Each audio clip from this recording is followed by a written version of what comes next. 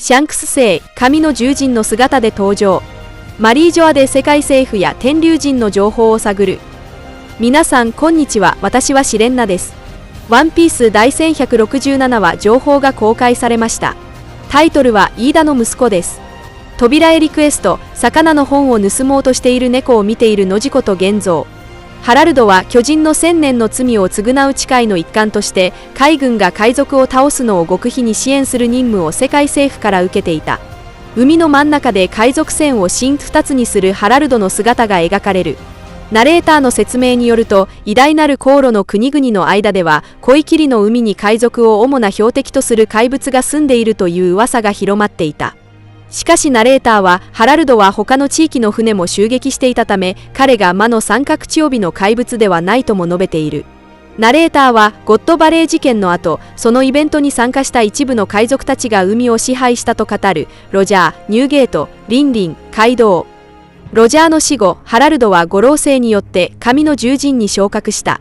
彼の左腕にはタトゥーが刻まれた。なんという名誉でしょう。契約には3つの段階がある。海面契約はかすかな絆に過ぎない。深海契約と海底契約こそが選ばれし13人と神との間で交わされる真の誓いである。神？もしお前が神の騎士の称号を与えられる日が来るとすれば、エルバフもまた世界政府の輪の中に迎え入れられるのでしょうか。さよ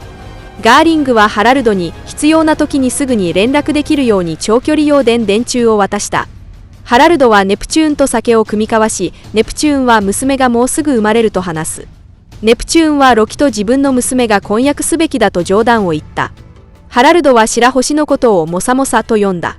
このことからロキの秘密の友人であるモサコウの正体が白星であることはほぼ確定と言っていいだろう。これはかつて海王類が口にしていた予言とも見事に符合する。つまり2人の王とは海を象徴する人魚姫白星と陸を象徴する巨人の王ロキのことだったのではないだろうか。15年前、フィッシャータイガーがマリージョアから脱出する際、ハンコックとその姉妹たちの姿も見える。フィッシャータイガーが奴隷を解放している間、ある謎の人物が彼を助けた。その謎の人物がシャンクスであることは明らかだ。その翌日、ハラルドは聖地に到着し、街でシャンクスがシャムロックと話しているのを目撃した。シャンクスはガーリングやシャムロックと共にマリージョアに住んでいた。シャンクスは兄と同じ神の騎士団の制服を着ており、左目には包帯を巻いていた。この話ではシャンクスの顔の傷についての説明はないが、この時点でシャンクスはすでにティーチと交戦していた可能性が高いと推測される。2人はフィッシャータイガーの事件について話していた。シャムロック、聖地についてもっと教えてくれ。犯人を捕まえて役に立ちたいんだ。何か手がかりはあるのか。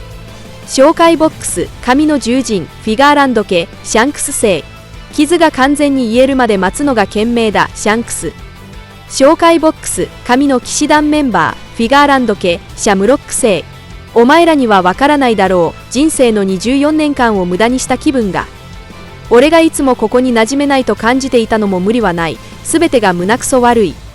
シャンクスがこれほどの怒りと焦燥感を見せているのは、あるいは演技なのかもしれない。彼がこれほど急いで聖地や天竜人の情報を探ろうとしているのは、ロジャーの D の名が隠された件や公開処刑といった出来事から何らかの真実に感づいたからなのかもしれない。エルバフでは飯田が体調を崩していたが、ハラルドが任務で忙しかったため彼に連絡することを拒んだ。ハイルディンは医者を探すために海へ出た。一方、ロキも彼女を心配しているが、それを表に出そうとはしない。ロキとハイルディンは2人とも大人になっていた。飯田は親しい友人たちに血のつながりはなくとも、ロキもハイルディンと同じように大切な息子だと言っていた。この話の終わりに、ロキは醸造家の村がエストリッタへの復讐として飯田に毒を持ったことを知った。なんだ？今なんと言った？彼女のような部外者の女を王妃にするという不条理について話しているんだ。お前もそう思うだろう、ロキ。我々は真の王妃エストリッタと同じ氏族なのだ。すべての宝と権力は我々のものだ。だから彼女に毒を持ったのだ。この幕閣を使ってな。もう誰も止められない。彼女の運命は決まった。この話の素晴らしい最後の見開きページで、ロキは醸造家の村を破壊した。村が炎に包まれる中、ロキがイーダに毒を持った巨人の首を掴んでいるのが見える。ぐわー、ロキ、一体何なんだ。イーダはこれで死んだりしないよな。よく覚えているぞ。俺の実の母親は俺を嫌って冥界に捨てた。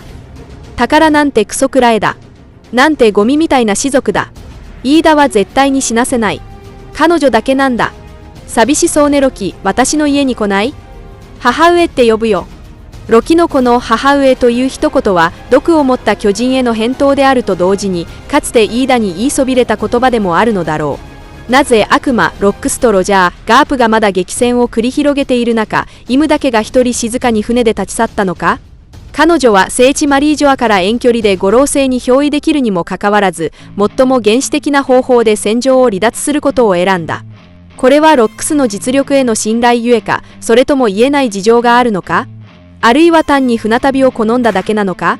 この意図的に描かれた対比描写は、イムの能力のメカニズムを徐々に明らかにしているのかもしれない。イムこそが最初に黒天支配に制御された人物である可能性がある。強力な黒天支配はターゲットに直接ダメージを与えないため防御することもできない。その本質は闇の力をターゲットの体内に注入し、悪魔へと転化させ、術者の意識でターゲットの元の意識を上書きすることにある。黒天支配に操られた対象は欲望が刺激され、一時的により強力な力を得るが、その代償として寿命の一部を消費する。これはワンピースの基本設定、あるいは小田栄一郎の一貫した創作思想にも合致する。強大な力には必ずリスクが伴う。動物系悪魔の実の覚醒は人格を喪失する可能性があり、リンリンがソルソルの実を使って自身に黒天支配に似た能力を行使した際も巨大化し強くなるために1年の寿命を消費した。ではイムがこの能力を使用する代償とは何なのか。おそらく一つの肉体だろう。ロックスのような強大な魂を持つ強者を転化させるために、イムは常軌を逸した力を注入し、その結果、遠く離れた聖地マリージョアの花の間にあった傀儡の肉体を使い果たしてしまったのかもしれない。そのせいで、彼女は一時的にサターン星に憑依し続けることを余儀なくされた。この時、サターン星がイムの本体となった次の適切な肉体が見つかるまで、サターン星を臨時の乗り物として甘んじるしかなかったのだ。そこから派生してイムを倒すのが困難な鍵を推測できる。彼女は分霊箱のような設定を持っているのかもしれない。彼女の力を得たすべてのもの、五老星、神の騎士団、神の獣人など、イムから与えられた不死の力を受け入れた者は、永遠に彼女の傀儡となり、重要な局面で意識を転移させる器となる。イムを完全に倒すには、彼女の力が及ぶすべての傀儡を排除しなければならない。これがおそらくかつてジョイボーイやデイビー・ジョーンズがイムに勝てなかった重要な理由の一つだろう。そして今私たちが目にしているイム本人はもはや最初のネローナカのイムではない可能性が高い。彼女が受け入れたその闇の力が彼女を最初の支配者とし、現実における闇の代弁者へと変えたのだ。まず皆さんもこう感じてはいないだろうか。イムの黒天支配は極めて強力だが、本体の実際の戦闘力はそれほど突出していないように見える。軍庫に憑依してブロギーと交戦した時も、サターン星に憑依して6人の強者に囲まれた時も、イムが与える印象は宿主にバフを与える存在に近い。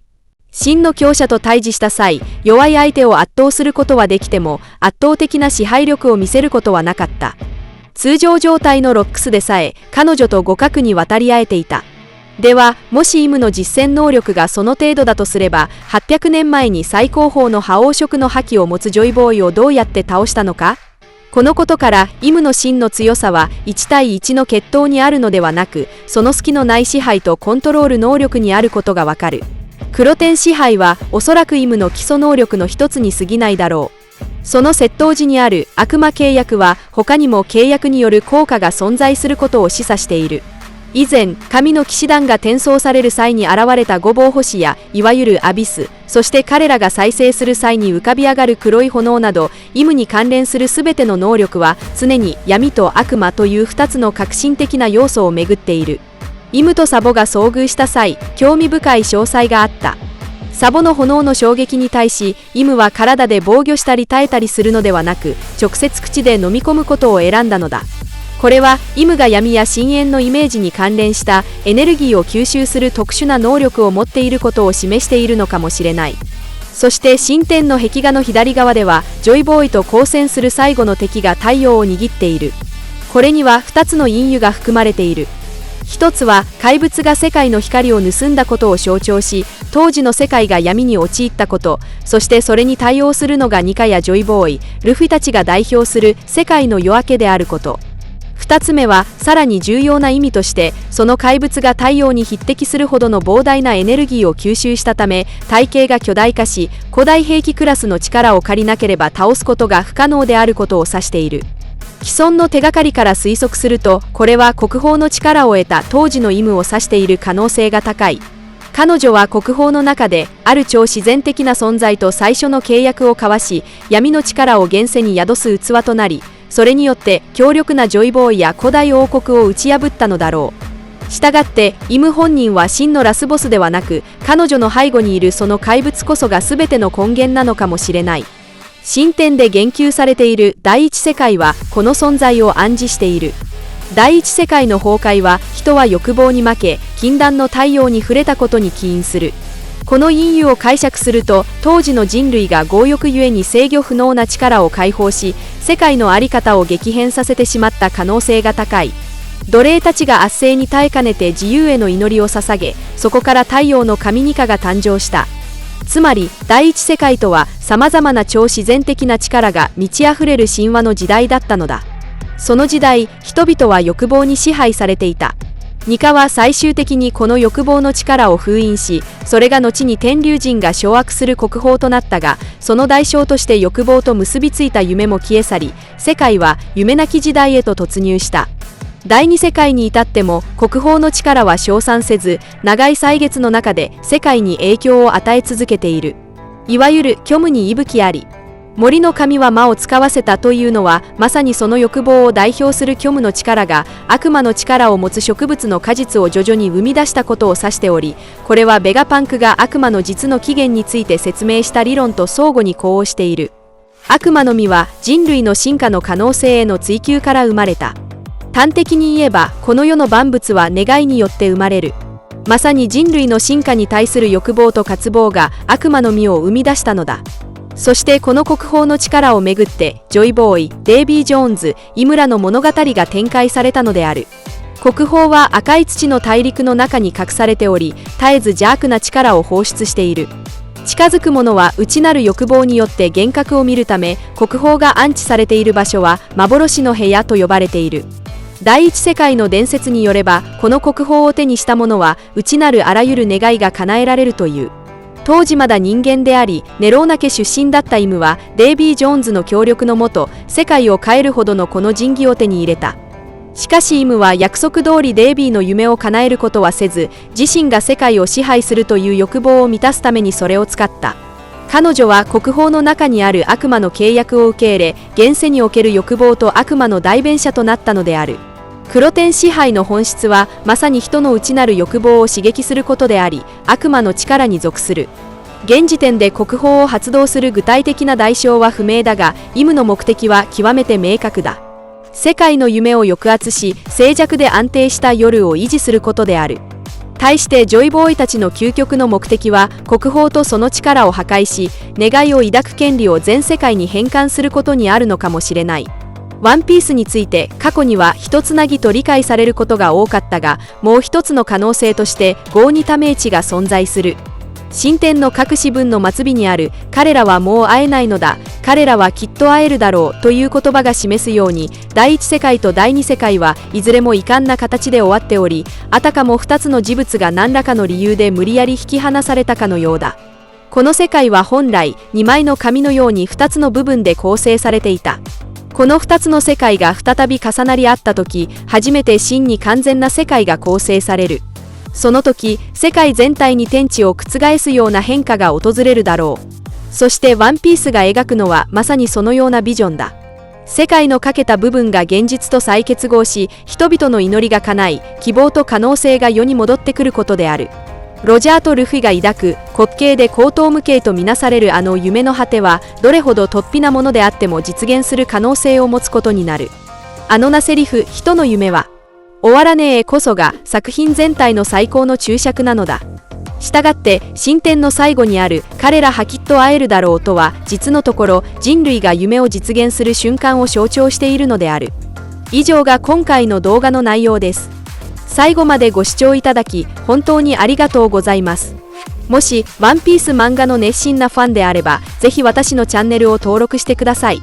皆さんの応援が私の動画制作の最大の原動力です。